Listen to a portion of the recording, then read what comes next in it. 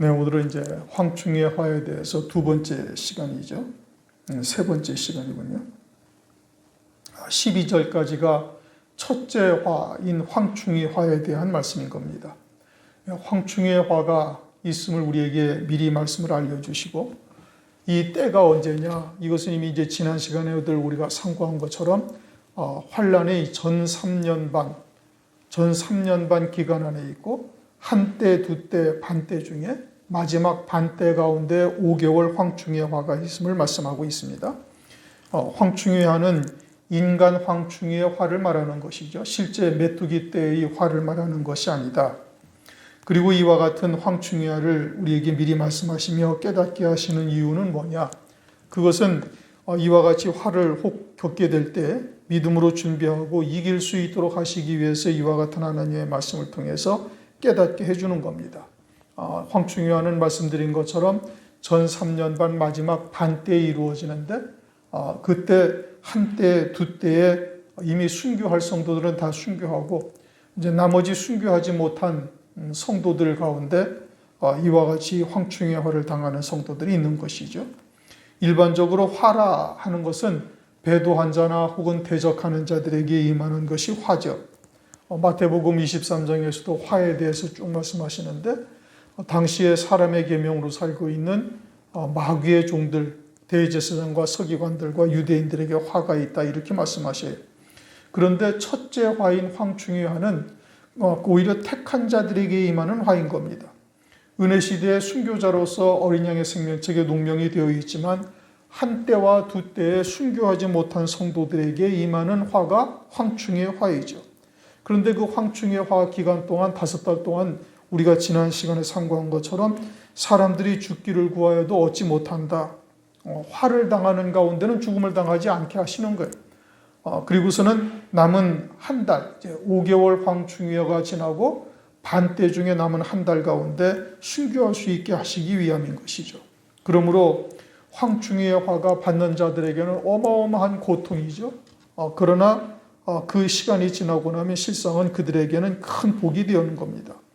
그 황충의 화를 통해서 자신도 때로는 알지 못하였던 그 속에 깊이 감추어뒀던 불의가 드러나게 되게 하시고, 그리고서는 그것을 다 잘라내고 알곡되게 하시는 역사인 겁니다. 또 예비처로 갈 성도들도 예비처에 합당한 믿음으로 세우시는 역사가 마지막 황충의 화인 것이죠. 그 황충의 모습을 이제 7절부터 쭉 말씀을 하시는데, 전쟁을 위하여 예비한 말들과 같다. 한마디로 용감무쌍하다 이겁니다. 적그리스도를 위해서 막 용감무쌍한 거예요. 두려움도 없고 뒤로 물러서지도 아니하는 전장의 말과 같다. 그리고는 그 머리에 금 같은 면류관 비슷한 것을 썼다. 참 말씀을 묘하게 해놨죠. 금처럼 보이는 것이죠. 금은 아니되. 그리고 면류관 비슷한 것, 면류관은 아닌데 면류관 비슷한 것을 썼다는 거예요. 그러니까 금이라는 것은 진리요, 정금 같은 그와 같은 믿음을 말하는데, 이들은 참인 듯이 보이지만 참이 아닌 것이죠. 그러나 세상의 이치나 세상의 논리로서는 더할 수 없는 진리의 말씀처럼 보이는 거예요. 그러나 진리라는 것은 영원한 것이 진리죠. 하나님의 나라에까지 영원한 것이 진리인 거예요. 그와 같은 것이 정금인데, 그런데 이것은 정금이 아니다. 금같이 보인다. 그것은 세상의 이치로는, 또 세상의 논리로는 더 이상 반박할 수 없는 진리와 같은 모습으로 비춰지는 겁니다. 그러니까 사람들에게는 금같이 보이는 것이고, 또 면류관은 경기에서 이긴 자가 쓰는 것이 면류관인데, 세상에서는 그들이 이긴 자들처럼 보이는 것이죠. 적그리스도를 짐승이라, 또는 짐승표를 받지 말라, 세상에 이제 찾아온 이와 같은 평화 또는 안정을 도로 해치는 자들처럼 보이는 자들 갖다가 핍박하고 그들을 죽이는 자리에 내어주고, 그렇게 해서 자기들이 이긴 것처럼 보이는 거예요. 그러나 마귀는 절대 이길 수가 없고 영원히 지는 자인 겁니다. 영원히 멸망하는 자인 것이죠. 그리고는 또 얼굴이 사람 얼굴 같다. 그것은 인품으로서는 더할 수 없는 인품을 가진 자들이다.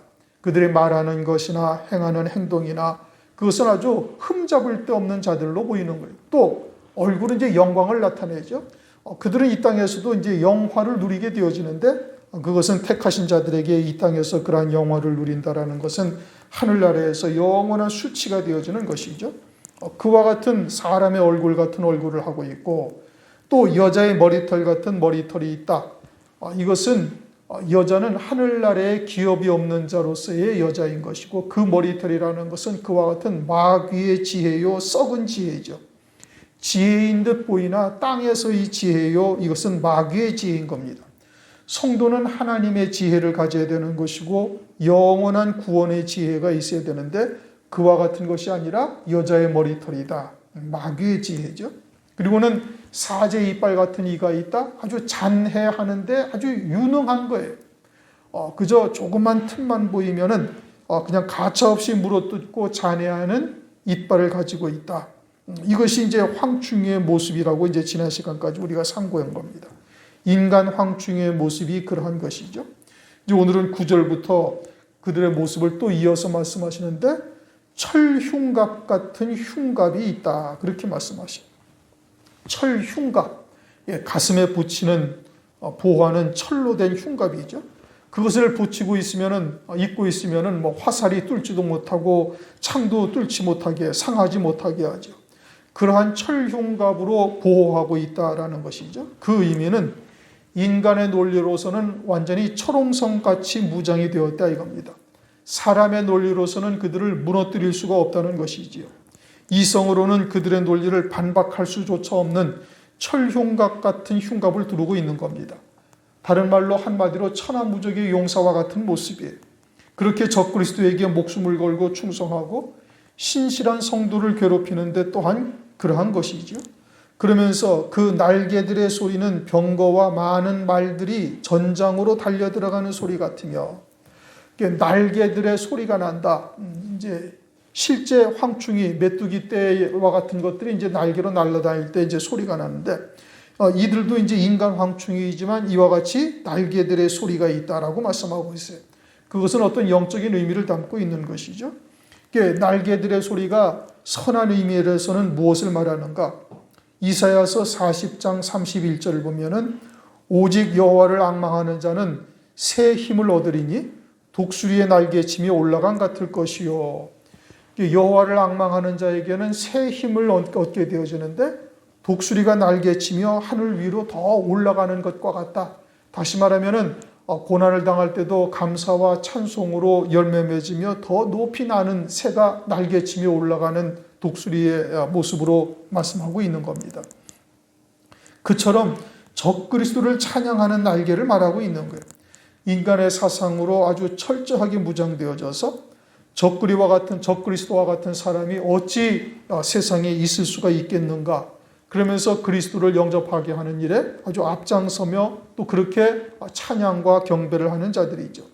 적그리스도가 등장해서 공황 상태에 빠진 경제를 회복시키시고 난리가 났는데 그와 같은 사람이 살만한 세상으로 만들어가죠.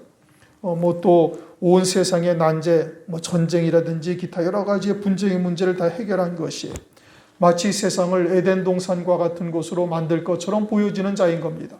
그러한 자들을 갖다가 찬양하고 그러한 자들을 숭배하는 일에 앞장서는 것이죠. 그들의 날개가 그와 같은 것을 말하고 있는 거예요. 그러한 적그리스도를 경배하는 것이 어찌 당연한 일이 아닌가 그렇게 외치면서 적그리스도를 찬양하고 숭배하는데 그러한 인간 황충이들의 모든 일들이 아주 일사불란하게 전장터에서 달리는 말과 같고 병거와 같다라는 것입니다. 아주 일사불란하게 한 소리로 찬양하는 것이죠. 조직적이고 체계적으로 그렇게 일하고 있음을 말씀하고 있는 겁니다. 여러분들이 요즘 뉴스를 보셨는가 모르겠습니다만 잘 나지도 않지만은 아르헨티나라는 나라가 있죠. 남미의 브라질 밑에 그게 거의 반사회주의 비슷한 이런 나라인데 복지를 너무 쫓고 있다가 코로나로 인해서 돈을 너무 많이 풀어가지고 물가가 잡히질 않는다는 겁니다. 물가 인플레가 어느 정도냐? 금년도만 해도 벌써 100%가 넘었다는 거예요. 그러니까 물건값이 2배 이상 뛴 겁니다. 그러니까 칠레 사람들이 달러를 가지고서 이 아르헨티나에 가서 물건을 사면은 자기 나라보다도 훨씬 싸게 산다는 거예요. 그렇게 인플레이션이 나가지고 나라 경제가 완전히 엉망이 되어진 겁니다. 지금 뭐 계속해서 미국도 그렇게 돈을 많이 풀어가지고서 금리를 올리고 막 세계 경제가 어마어마한 영향을 받고 있지 않습니까? 우리나라도 이 코로나로 인해 가지고 돈을 갖다가 풀고 이제 그것을 이제 거두어드리려고 은행 환율을 올리고 이러다 보니까 경제가 인플레가 뭐 상당히 심한데 이와 같이 코로나라는 요 사태로 인해 가지고서 세계 경제가 이렇게 엉망진창이 될 정도가 되는 거예요. 그러니 이보다 더 심각한 질병이나 또는 경제적인 어떤 문제가 발생된다면 세계 경제가 무너지는 것도 일순간이죠. 뭐 달러가 휴지 조각이 될 수도 있는 일이고 이러할 때 적그리스도가 등장해서 그런 것을 안정을 시키고 물가를 안정시키고 살만한 세상으로 만들어 놓았는데 그놈을 막 적그리스도다 짐승이다 7년 후에는 주님이 재림을 하신다 뭐 이런 소리를 외치고 다니니까 그냥 사회의 공공의 적이 되는 것이죠. 그러면서 그러한 인간 황충이들이 이런 택한 하나님의 백성들을 괴롭히는데 아주 뭐 일사불란하게 그리고 논리적이고 조직적이고 이와 같은 모습들로 나타난다. 10절 또 전갈과 같은 꼬리와 쏘는 살이 있어 그 꼬리에는 5달 동안 사람들을 해하는 권세가 있더라. 5달 동안 해한다 이거죠. 그러나 죽음이 저희를 피하여 간다. 6절에는 그렇게 말하고 있죠. 그러니까 5달 동안 괴롭힘을 하는데 전갈에 쏘는 고통과 같은 고통으로 엄청난 고통을 안겨주는 거예요. 신실한 성도, 이 대상이 누구라고요? 신실한 성도예요. 이미 4절에서 보면은 땅의 풀이나 푸른 것이나 각종 수목은 해하지 말고 오직 이마에 하나님의 인맞지 아니한 사람들만 해하라. 그렇게 말씀을 하고 있어요. 그러니까 풀이나 푸른 것이나 각종 수목은 그것은 아무 열매 없는 영생의 열매 없는 자들이죠. 땅에 속한 자들이요 세상에 속한 자들이 그들은 이미 짐승표를 받고 있으니까 그들은 해함의 대상이 되지 아니하는 거예요. 또 인맞은 종들도 마찬가지고 그럼 남은 자들은 누구냐? 이제 예비처로 갈 성도와 나머지 반대에 마지막 반대에 순교할 성도들만 남아 있는 거예요. 그러니까 신실한 성도들 짐승표를 받지 않고 신앙의 정절을 지키며 신실한 성도들이 남아 있는데 그들이 이 황충의 화의 대상이다 이겁니다. 어린 양의 생명책이 은혜 시대의 농명이 되었지만 그런데 한때 두때에 순교를 하지를 못한 거예요. 순교의 때에 이리저리 요령 피우며 피하다가 여기까지 온 것이죠. 그것은 스스로를 합리화시키고 정당화시킨 겁니다. 무엇 때문에 피하여 왔는가? 이제 세상에 속한 미련 때문인 그런 것이죠. 그것이 아주 깊숙이 자리하고 있어서 자신도 미처 깨닫지 못하다가 황충의 화를 통해서 비로소 깨닫게 된 것이에요. 크나큰 고통을 통해서 그 속에 깊숙이 감추어져 있던 이와 같은 것들이 드러나게 된 것이죠.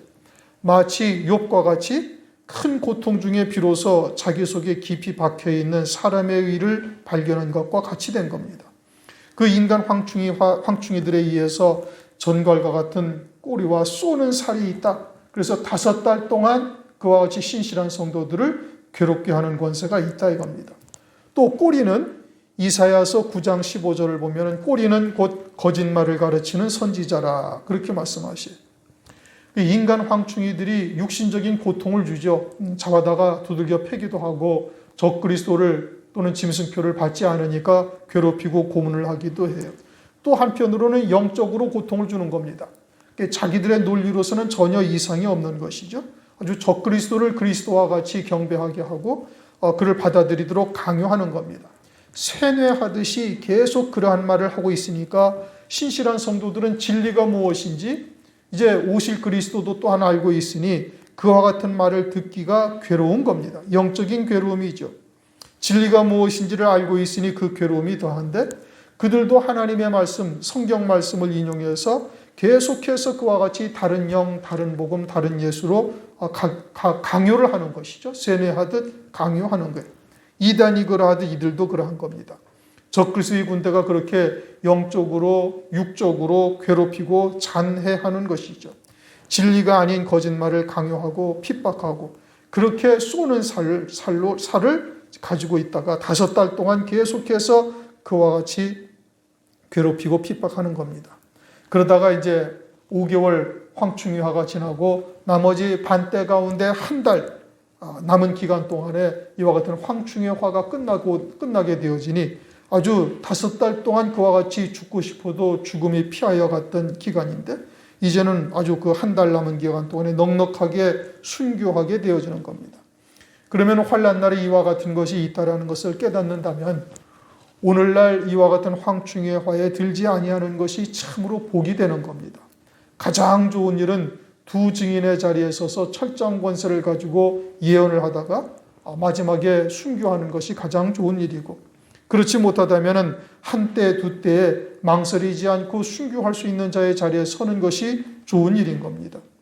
그런데 그렇다고 황충의 화에 들었다고 해서 이러한 하나님의 들었다고 해도 이와 같은 하나님의 사랑이 무엇인지를 깨닫고 믿는 자가 되어지면 실족하지 않게 되는 겁니다. 황충의 화에 있다고 해도 5달이 지나면 고통의 순간은 끝나고 그리고 순교의 때가 온다는 것을 알기 때문인 것이죠. 황충의 화가 무엇인지를 알고 있으니 배도하지 아니하는 신앙이 되게 하기 위해서 미리 하나님께서 이와 같은 것을 우리에게 깨닫게 하시고 그와 같은 때에 그러한 믿음으로 끝까지 승리할 수 있도록 은혜를 베풀어 주시는 겁니다. 히브리서 12장을 한번 찾아보시겠습니다. 히브리서 12장 우리 5절부터 11절까지 한 절씩 교독하십니다. 히브리서 12장 5절부터 11절까지 한 절씩 교독하도록 합니다. 또 아들들에게 권하는 같이 너희에게 권면하신 말씀을 잊었도다. 일렀으되 내 아들아 주의 징계하심을 경히 여기지 말며 그에게 꾸지람 받을 때에 낙심하지 말라.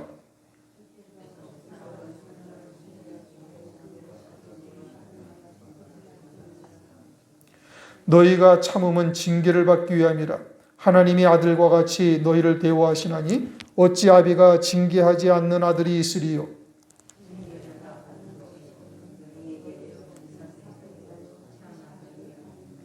또 우리 육체의 아버지를 우리가 징계하여도 공경하였거든 하물며 모든 영의 아버지께 더욱 복종하여 살려 하지 않겠느냐?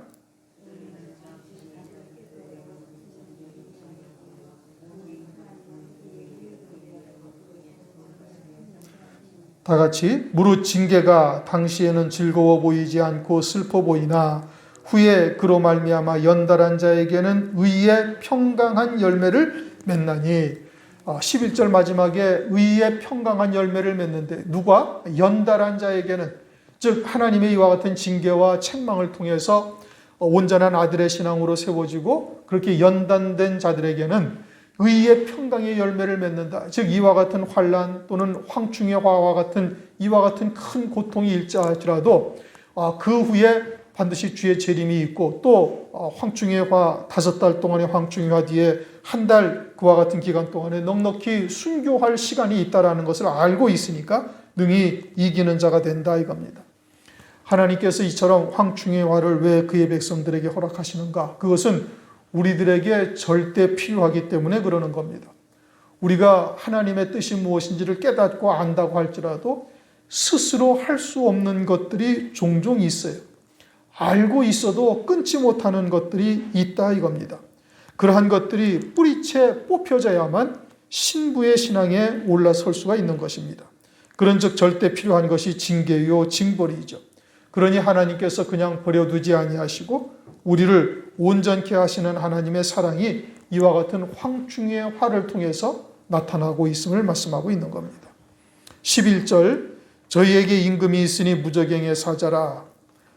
임금, 황충이의 임금이죠. 인간 황충이의 임금은 마귀가 아니고 그건 적그리스도인 겁니다. 적그리스도가 그들의 왕이요 그들의 임금이죠. 그게 무정행의 사자인 겁니다. 히브리어 이름으로 이름이 아바돈이요 헬라어로 이름은 아블루온이더라. 아바돈, 히브리어로 아바돈, 헬라어로 아블루온은 파괴자라는 뜻인 겁니다. 적그리스도를 나타내고 있죠. 계시록 17장 8절을 보시면은 계시록 17장 8절을 보시면은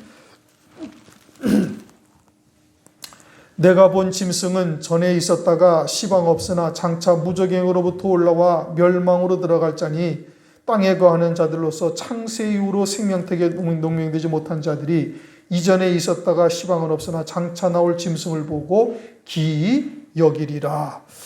이 전에 있었다가 시방 없으나 장차 무저갱으로부터 올라와 멸망으로 들어갈 자. 이것은 우리가 이미 이제 다니엘서 8장을 통해서 상고했는데, 다니엘서 7장에도 작은 뿔이 등장하고 다니엘서 8장에도 작은 뿔이 등장을 하죠. 다니엘서 7장의 작은 뿔은 그것은 적그리스도를 나타내는 것이고, 다니엘서 8장의 작은 뿔은 그건 역사적인 시리아 왕 안티오코스 에피파네스를 나타내는 거예요. 그러면 다니엘서 8장에 있는 역사적인 시리아 왕인 안티오코스 에피파네스는 장차 나타날 적그리스도 작은 뿔을 상징적으로 우리에게 계시해 주고 있는 겁니다. 그 역사적인 작은 뿔인 안티오코스 에피파네스가 남방왕, 즉 애굽에 쳐내려갔다가 올라오면서 또 내려갈 때 또는 올라오면서 계속 유대 나라를 괴롭혀요. 그리고서는 성전에다가 돼지 피를 뿌리고 아이벤 여자의 배를 가르고 그 하나님 앞에 제사와 예물을 금하게 하고, 그리고 자기를 하나님으로 섬기도록 강요하는 자가 이자인 겁니다. 그러니까 장차 교회에 나타나 교회를 갖다가 이와 같이 잔해할 자로서 작은 뿔의 그림자를 다니엘서 8장에 보여주셨는데, 그게 전에 있었다가 시방은 없으나 장차 무저갱으로부터 올라와 멸망으로 들어갈 자, 이게 적그리스도를 나타내는 것이죠. 무저갱으로부터 마귀가 올라와서 이 악한 영이 올라와서 그와 같이 일곱 머리 열뿔 짐승으로 이처럼 잔해하는 잔혹한 행위를 할 자를 말씀하고 있는 겁니다. 그가 적그리스도요, 안티오코스 에피파네스가 적그리스도의 그림자인 것이죠. 그 적그리스도가 황충의 왕 임금이 되는 겁니다. 그들에 의해 고통당하는 일이 첫째 화 황충의 화인 겁니다. 이것을 데살로니가 후서 2장 3절에는 불법의 사람 곧 멸망의 아들이라고 말씀하고 있습니다. 불법의 사람, 멸망의 아들, 그가 적그리스도죠. 하나님께서 그처럼 적그리스도를 두신 뜻은 무엇 때문이냐? 그것은 데살로니가 후서 2장 9절 이하의 11절까지 말씀을 하시는데, 진리의 사랑을 외면하는 자들에게 거짓 것을 역사하게 하사 믿게 하셔서 심판하게 하신다. 그것을 위함이다. 데살로니가 후서 2장 9절, 악한 자의 임함은 사단의 역사를 따라 모든 능력과 표적으로 거짓 기적과 불의의 모든 속임으로 멸망하는 자들에게 임하리니, 이는 저희가 진리의 사랑을 받지 아니하여 구원함을 얻지 못함이니라. 이러므로 하나님이 유혹을 저희 가운데 역사하게 하사 거짓 것을 믿게 하심은 진리를 믿지 않고 불의를 좋아하는 모든 자로 심판을 받게 하려 하심이니라고 말씀을 하고 있어요. 그러니까 이 거짓 것을 등장하게 하시는 이유가 뭐냐? 불의를 좋아하는 자들, 진리의 사랑을 믿지 아니하는 자들로 이와 같이 거짓 것을 믿게 하나님께서 역사하셨다 이겁니다. 왜냐? 그건 하나님께서 심판하시기 위함이다. 진리를 쫓지 아니하는 자들, 외면하는 자들에게 하나님께서 심판하게 하시기 위해서 적그리스도를 하나님께서 두셨다 말씀하고 있는 겁니다.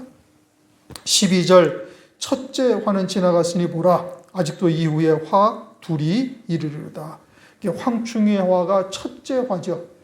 첫째 화가 지나갔다. 첫째 화인 황충의 화가 지나갔고, 이제 둘째 화부터는 후 3년 반에 이제 일어나게 되어지는 겁니다. 후 3년 반의 둘째 화는 3차 세계전쟁이고, 또 셋째 화는 하나님의 진노의 심판이 되는 것이죠. 그래서 거짓 것을 좋아하는 자들로 하여금 이와 같은 후 3년 반 하나님의 진노의 심판으로 그들을 심판하시기 위해서 적그리스도를 세우시고, 그리고 짐승표를 받게 하시는 역사가 있음을 말씀하고 있는 겁니다. 오늘은 9절부터 12절 첫째 화의 내용에 대해서 우리가 쭉 상고를 했습니다.